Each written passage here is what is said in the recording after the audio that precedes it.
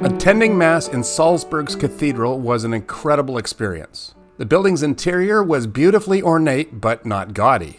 It was here that Wolfgang Amadeus Mozart was christened. In his role as court organist, he composed much of his sacred music almost exclusively for this cathedral. The music in church that Sunday included the organ, of course, and an orchestra, and I think more than one choir. I had 3 very strong impressions during that Mass.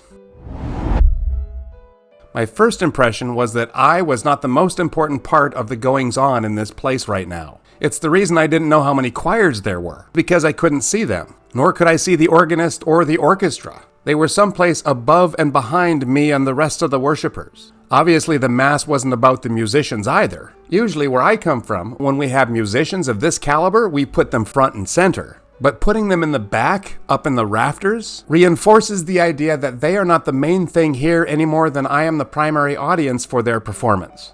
I can't even see them. Now back home it's not all about me either, but the praise band occupies that space front and center. It's the same place that a performance band would go. So every Sunday I have to deliberately remind myself that the worship band is not performing for me. It doesn't matter if I don't like the style in which one of those songs was presented.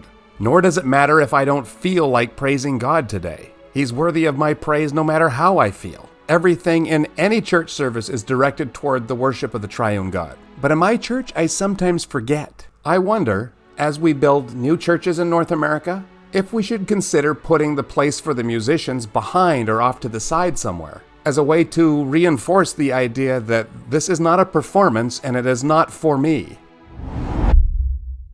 It's obviously not about me when the whole Mass is in German, and I don't speak German. But God speaks German, and He speaks every language that has ever been spoken. He also speaks Evangelical, and Reformed, and Catholic, and Anglican, and Methodist, and Baptist, and every other denomination that there is. So while I'm sitting there not understanding German, I'm imagining how rich God's experience of worship must be when He's being praised simultaneously in every language and cultural expression that there is or ever was.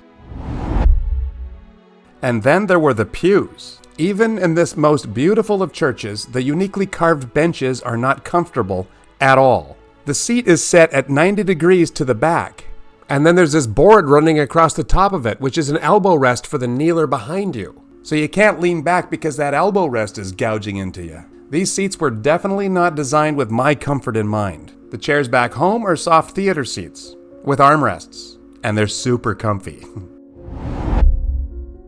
My second impression was probably my first impression when I walked through the door. This is an incredibly beautiful space.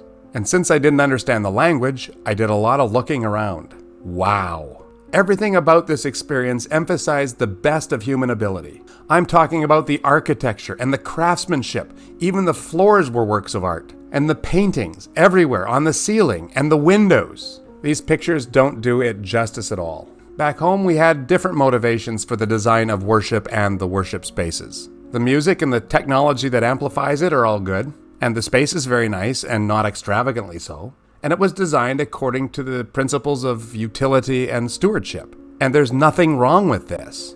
And I don't think I'd be too happy if the budget for the new auditorium was $2 billion. But there's something really good about worshiping God in a space that's extravagantly beautiful. And I'm really glad that such places still exist for us to visit.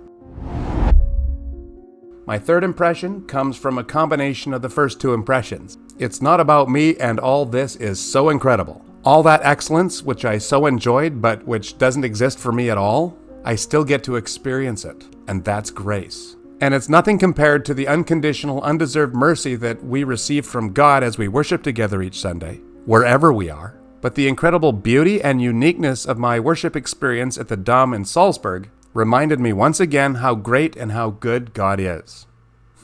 Thank you, and we'll see you next time.